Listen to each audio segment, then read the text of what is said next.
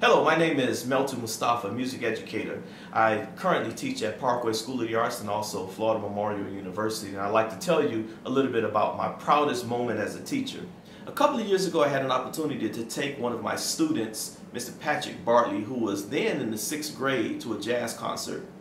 The jazz concert was the Melton Mustafa Jazz Festival, and it featured greats like Grover Washington Jr., Abraham Laboriel, and the great James Moody.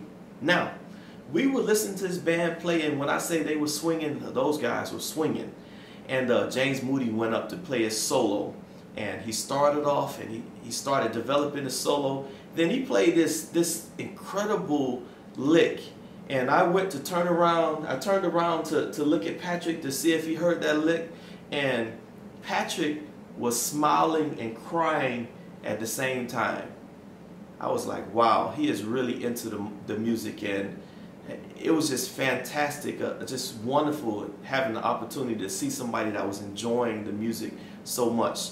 And I believe that moment really changed his life. My most significant challenge as a teacher came when I was teaching at Thomas Jefferson Middle School in Miami.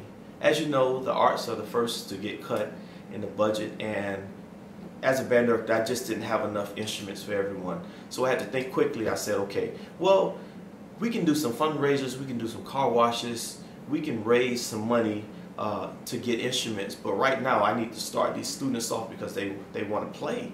So I started teaching them music theory, and then I came with this idea. I said, you know what, class, we're going to get started today playing instruments, but you know what? I'm not going to even take the instruments out yet. What we're going to do is we're going to learn how to play the instrument without pencils. I'm going to start with alto saxophone. Okay, you're going to put your left hand on the top and your right hand on the bottom. Everybody do this.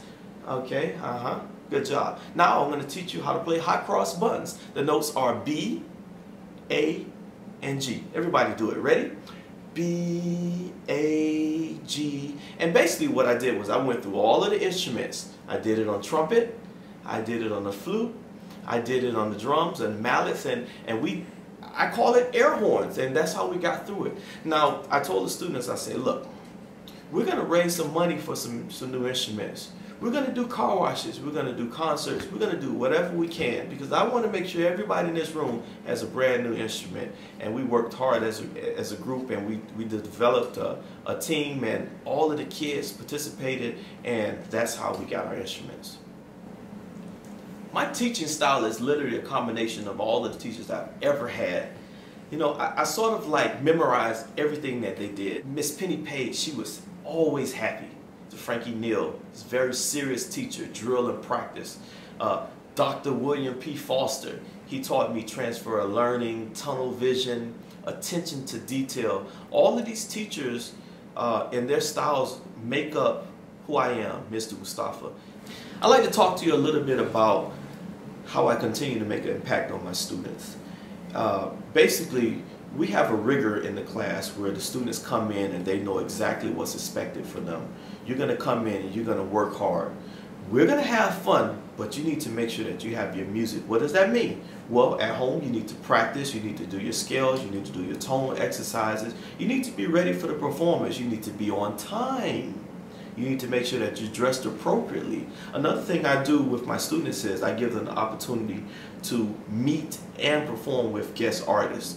This is something that they will remember for the rest of their lives.